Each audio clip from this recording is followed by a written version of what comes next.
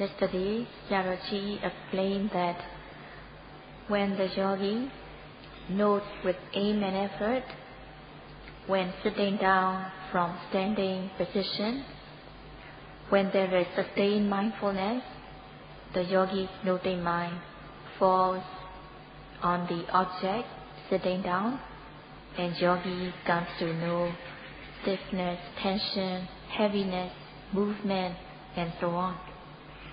If the yogi is mindful, yogi also knows the intention to sit down. Because of the series of intention to sit down, the actual sitting down takes place stage by stage. So in the example of sitting down, series of intention to sit is the cause, which is nama, mentality, and the actual sitting down is the effect, which is materiality. In order to understand better, Jaraji gave an example of a motor or engine. When electricity does not run through the engine is at rest, and none of the part of the engine will move. When the electricity runs through the engine starts to move, and also the other parts of machinery connected to the engine will move. So in this example of the engine, it is because of the electricity that the engine moves, and also the other part of the machinery moves. One cannot deny the fact that it is because of the electricity that the engine starts moving. In the same way, in oneself, the nama-rupa phenomena are arising as cause and effect. In the example of sitting down, because of the intention to sit, the actual sitting down takes place. The intention is the cause, and the sitting down is the effect. So the intention to sit down is compared to the electricity, and the actual sitting down is compared to the engine, the moving engine. When there is intention to sit, the mind-made materiality, such as stiffness, tension, moves through the body, moves through the veins and muscle, and also it produces movement. It is because of the intention that the stiffness, tension move through the veins and muscles, and the effect is movement of the body arises. When one knows correctly of the sitting down process as cause and effect, one understands that there is no self or atta involved. What really arises is the movement, stiffness, tension, and movement. And the cause is series of intention to sit, and the effect is the actual sitting down, when the body becomes heavier and heavier, stiff and tense. No body is creating the sitting down. It is because of the intention to sit down, the actual sitting down takes place. In this sitting down example, the nama, mentality, is the cause, and the materiality is the effect. There is no other thing involved. There is no other thing creating the sitting down. There is no Parama-atta, no Supreme Soul or Mahabrahma involved in sitting. If one does not know correctly, one believes in wrong things. One believes that it is Creator creating the sitting down, and one believes in Parama-atta, the Supreme Soul. And they believe that Supreme Soul can govern and control things, They think that Paramatta knows everything that should be known, and they believe that there is one and only Mahabrahma.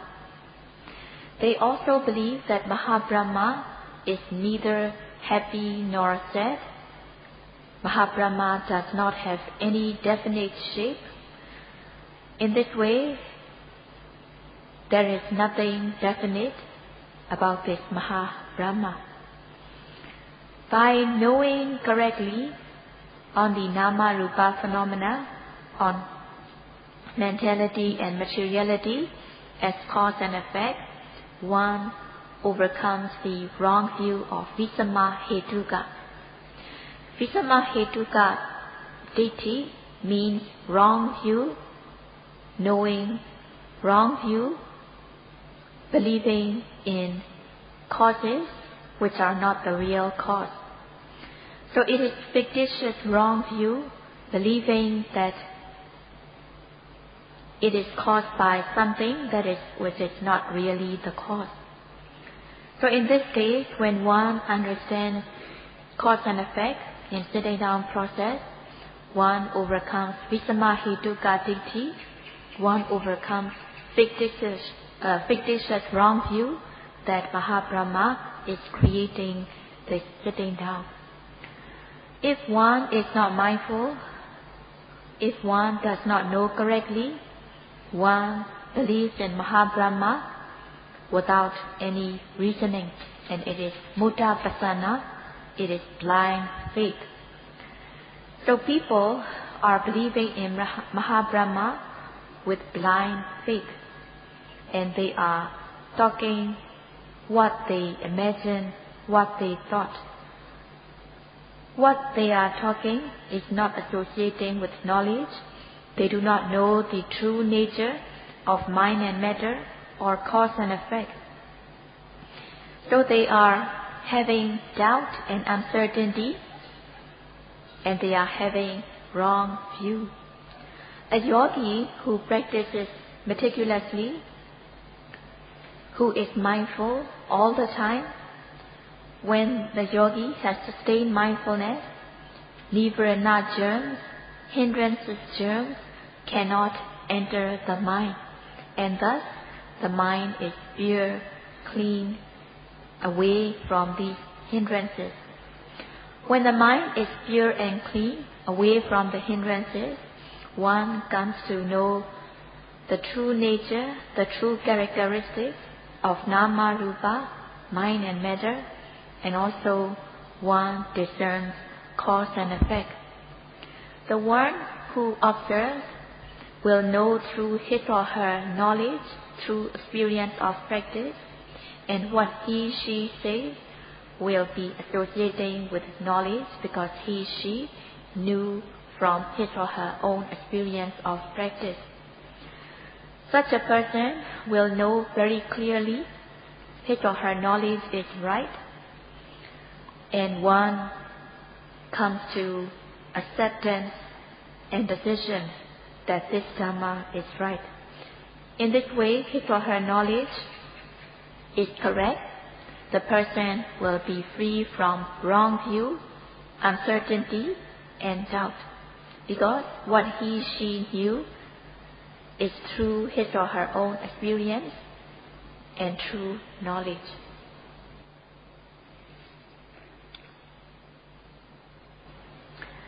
So what Sayadaw had explained just now is when sitting down, the series of intention to sit, which is Nama, mentality, is the cause, and the actual sitting down, it is materiality, which is effect. So in this example, the Nama, mentality, is the cause, and the materiality, Rupa, is the effect. So by now, yogis understand the example of Nama, mentality, being the cause, and Rupa, materiality, being the effect. And Sayadaw goes on to explain on the example of Nama, mentality, being the cause, and Nama, mentality, being the effect. And Sayadaw takes the same example of sitting down. When the yogi is noting meticulously at the moment of sitting down, yogi knows the intention to sit down. Intention to sit down is the nama mentality. When noting the intention to sit down, the noting mind is also nama mentality. Because there is intention to sit down, the noting, observing the intention takes place. So in this case, the intention to sit down is the cause, which is mentality. The noting mind that notes the intention is also nama mentality, and the noting mind being the effect. Because there is the object, which is the intention to sit, the noting mind that observes the intention takes place, and this noting mind is the effect. So in this case, both the object and the noting mind are nama mentality. The object, the intention to sit, is the cause, and the noting mind is the effect. To say it in Pali, the object, which is the intention to sit, is called aramana, object, and it is mentality. The noting mind that notes the intention is aramanika, the noting mind that notes the object, and it is mentality, which is the effect. So when the yogi notes carefully, his or her noting mind will fall on the object of meditation, and the yogi comes to know the intention to sit. The intention to sit is the object. The noting mind noting the intention is the effect, which is mentality. So in this way, in this example, the mentality is the cause, and the noting mind, which is also mentality, is the effect.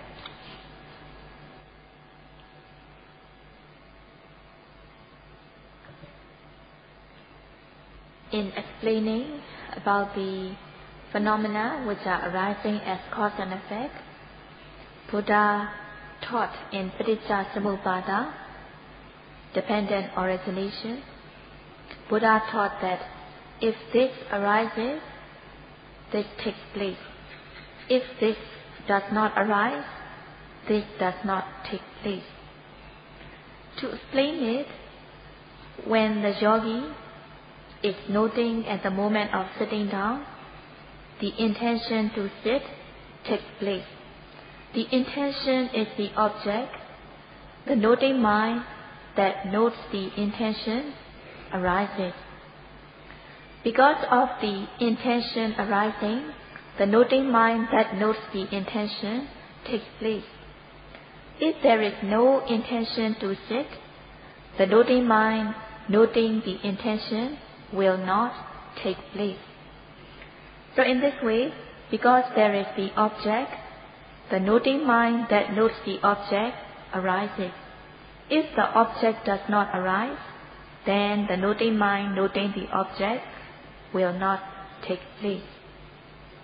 In the example of sitting down, because of there is intention to sit, the noting mind that notes the intention takes place. If there is no intention to sit, the noting mind that notes the intention will not arise.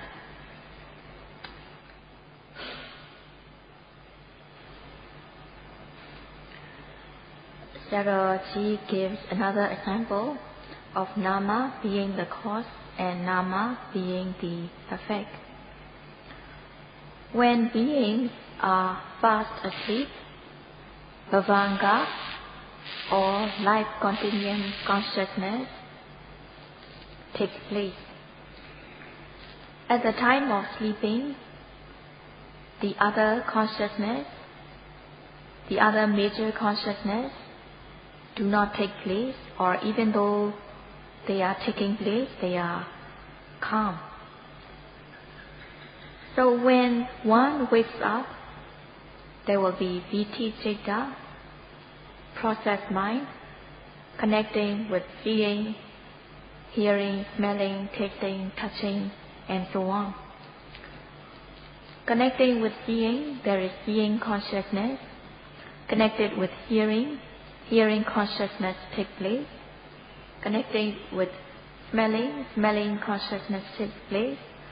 Connected with tasting, tasting consciousness takes place. Connected with touching, touching consciousness takes place.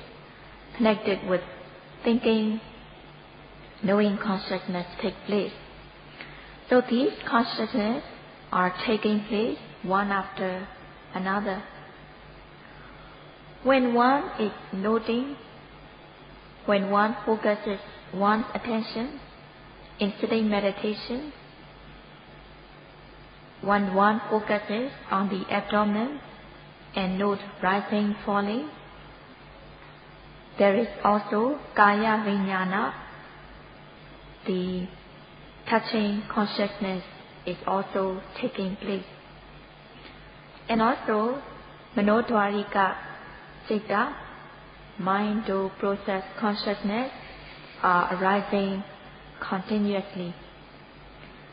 When the yogi is noting rising and falling of the abdomen, his or her attention is on the rising and falling. Even though there may be something to be seen, yogi does not see. Even though there may be something to be heard, yogi does not hear, because his or her attention is fully on rising and falling of the abdomen. But during the practice, when the mind slips away from noting the object, there will be lack of mindfulness, and when one comes across something to be seen, one sees, and there is seeing consciousness. It is because of manasikara, attention, that the person sees. If there is no attention on the sight, on the visible object, if there is no attention on the visible object, one does not see. So it is because of the attention, manasikara, that the person sees. So it is said that manasikara, attention, conducts the mind onto the object so that the mind will not lack any object. So manasikara conducts so that the object impinges on the mind, and the mind does not lack any object. It is also said that manasikara, attention, conducts the mind onto the object so that the mind is inclined onto the object.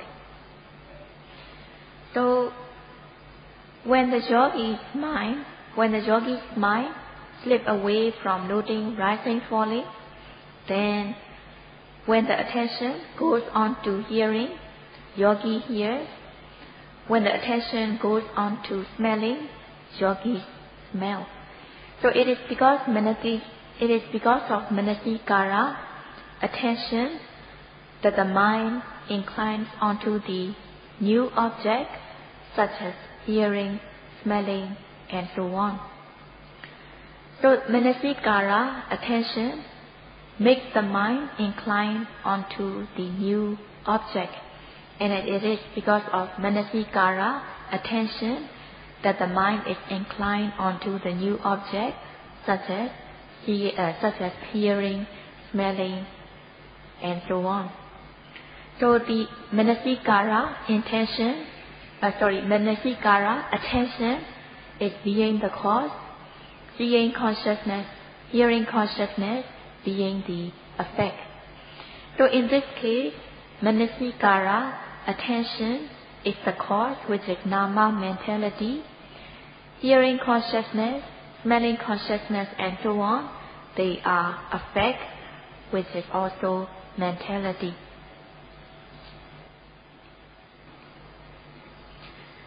Sayadaw gives another example to understand manasikara.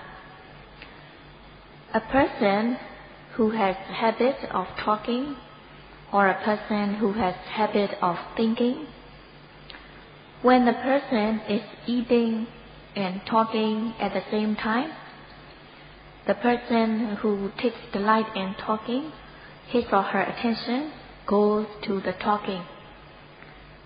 Even though he/she is chewing, but he/she does not know the taste because his or her attention is on the talking. In the same way, when a person is eating and thinking at the same time, when his or her attention is totally on the thoughts, the person does not know the taste, what he/she is chewing. When the person stops talking and pay attention on chewing, only then he/she knows the taste. When the person stops thinking and pay attention on eating, then he/she knows the taste.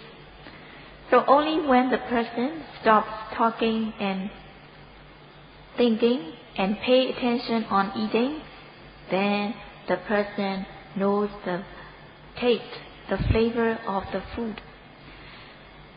When talking or thinking, and when his or her attention is on talking or thinking, the person does not know the taste because the attention is on thinking or talking. Only when the person stops thinking or talking and pay attention on eating, then he/she knows the taste. So according to the definition, Manang aramane necha nena karoti, meaning that manasikara, attention, conducts the mind so that the mind is inclined onto the object. When the attention conducts the mind onto chewing, then the person knows the taste. Even though there are many objects in our surroundings, but if one does not pay attention, one does not know them. Only if one pays attention, only if the person's noting mind incline onto these objects, then the knowing of these objects will take place. When the person's attention is not on these objects at the surrounding, even though hundreds or thousands of hundreds of Mahabrahma creating, the person will not know these objects because his or her attention is not on these objects. When the attention falls on these objects, the person knows the object. In this case, even hundreds or thousands of hundreds of thousands of Mahabrahma cannot stop this person from knowing if the person's attention goes onto the object. So what is Manasikara? Is Manasikara a Paramatta, Supreme Soul, or is it a being? Actually, Manasikara is Nama, mentality. Manasikara conducts the mind so that the mind inclines onto the object, and Manasikara is a mentality.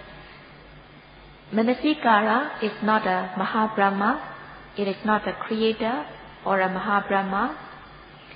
Knowing Nama-rupa, knowing mind and matter, there is no place for Mahabrahma. Actually, Mahabrahma does not exist, creator does not exist. What really exists is mind and matter, arising as cause and effect. Understanding cause and effect, one will not believe in Mahabrahma anymore. One will no longer believe in Creator when the person discerns cause and effect. And in this way, by understanding cause and effect, one overcomes the wrong view, believing in Mahabrahma or the Creator. Yeah. And Saraji explains the rupa, materiality, being the cause, and nama, mentality, being the effect. So Saraji takes the same example of sitting down, which is obvious. When one sits down, stage by stage, inch by inch, there are materiality, such as stiffness, tension, heaviness, arising. So stiffness, tension, heaviness become obvious when sitting down, inch by inch. So when sitting down, the person sits down stage by stage, inch by inch. After one stage or 1 inch of sitting down, sitting stops. When sitting stops, the noting mind that notes the sitting does not arise.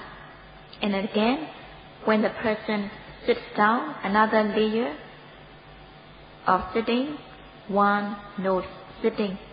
There is the actual sitting down, and the noting mind, noting the sitting, takes place. When sitting stops, the noting mind that notes the sitting does not arise. So according to the saying, if this arises, this will also arise. In the same way, when sitting arises, the noting mind that notes the sitting takes place. When sitting stops, then the noting mind noting sitting will not arise.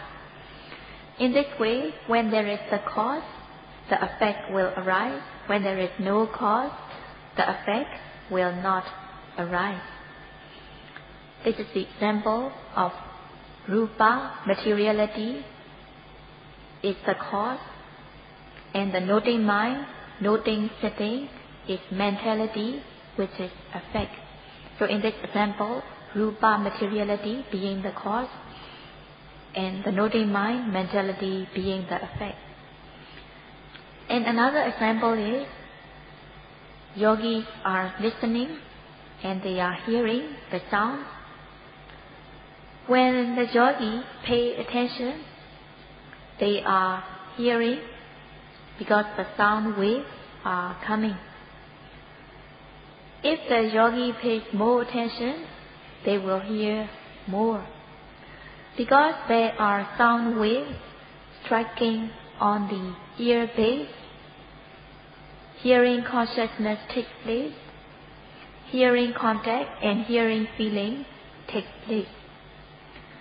If there are no sound waves striking the ear base, then there will be no hearing consciousness, no hearing contact, or no hearing feeling. The sound wave and the ear base, they are materiality, which are the cause. Hearing consciousness, hearing contact, and hearing feeling, they are ignition, mentality, which is the effect. If there is no sound wave, there will not be effect, there will not be hearing consciousness, hearing contact, or hearing feeling. So in this case, the sound waves and the ear base are materiality, which are the cause. Hearing consciousness, hearing contact, and hearing feeling, they are the effect, which are mentality. So when one notes them carefully, one will come to know these cause and effect. And another example is, when one is noting rising and falling of the abdomen, one pays full attention one focuses fully on the abdomen, rising and falling. At times, the movement of falling disappears. When there is no falling, the noting mind that notes falling does not take place. At times, rising of the abdomen disappears. When there is no rising, the noting mind that knows the rising does not arise. So because of the materiality, rising and falling of the abdomen, the noting mind that knows rising, falling takes place. When there is no rising, the noting mind that knows the rising does not arise. So in this case of noting rising, falling and falling is materiality, which is the cause. The noting mind that knows the rising, falling is mentality, nama, which is the effect. So this example is about materiality, rupa, being the cause, and nama, mentality, being the effect. If one notes carefully, if one observes rising, falling with aim and effort, when the noting mind falls calm and collected on the object, one will come to know their true nature and also the connection of cause and effect automatically. It means that yogi does not have to analyze this is the cause, this is the effect on purpose, but if the yogi is mindful, cause and effect will be discerned automatically.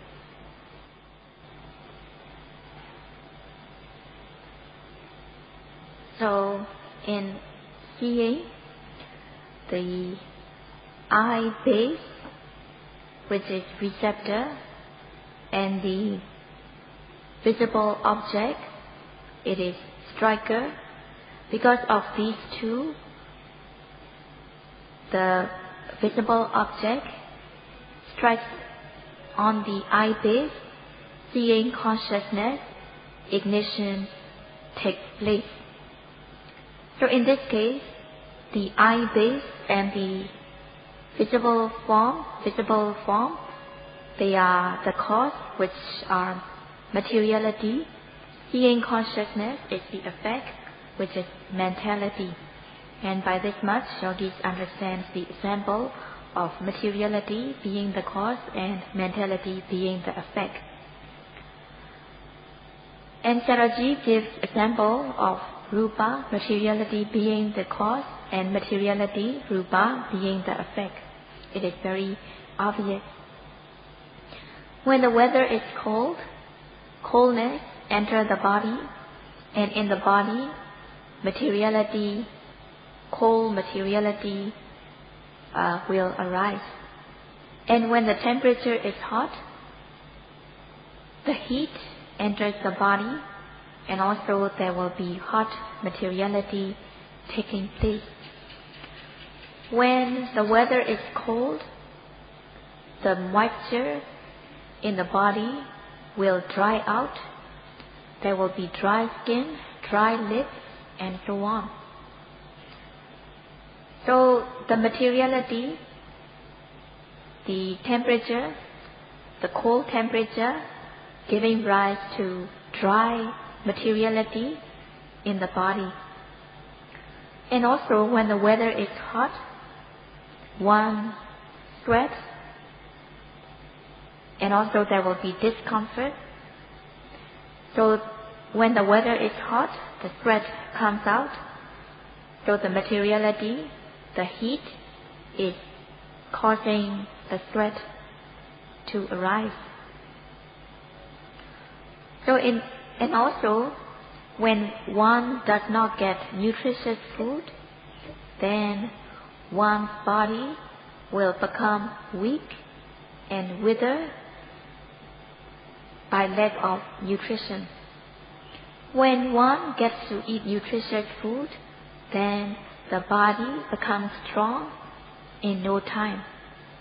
And when the person is thirsty, the person feels weak. And when one gets to take water, then the person becomes fresh again. By getting nutrition, vitamins and minerals, the body will become stronger and healthy. So this is the example of materiality being the cause and materiality being the effect. So in this example, it shows that the nutrients, they are materiality. The temperature is also materiality, which are the cause, and the body, the materiality in the body, is the effect. So it is quite done, and the time is up. When there are stiffness, tension, when there are extreme stiffness, tension, warmth and heat in the body, then there is bad contact, there will be discomfort. When the body is in contact with when the body is in contact with good touch, delicate touch, there will be comfort. And when one is noting aches and pains, there will be a lot of suffering and discomfort, and these are arising as cause and effect. If one is mindful, then one will know clearly on many things. What Sayadaw explained was just little, but if the yogi is mindful, she will come to know many more things. In order to know the true nature, in order to know the cause and effect, one should note the object with aim and effort. Whatever phenomena arises, one should follow it very closely by noting it. The nama-rupa phenomena, they will be arising like a current, and the yogi has to note, to keep pace with them by noting continuously. And if the yogi is able to do this way, yogi will come to know the true nature, yogi will come to know cause and effect, and she will be developing knowledge, and it will be worthy of coming a long way to join the retreat. By practicing diligently, continuously, one's knowledge will develop stage by stage, and finally, when the knowledge becomes matured, one will finally gain the total peace. Sayadaw wishes that may you all be able to practice to that level to attain the genuine peace, the genuine Dhamma happiness.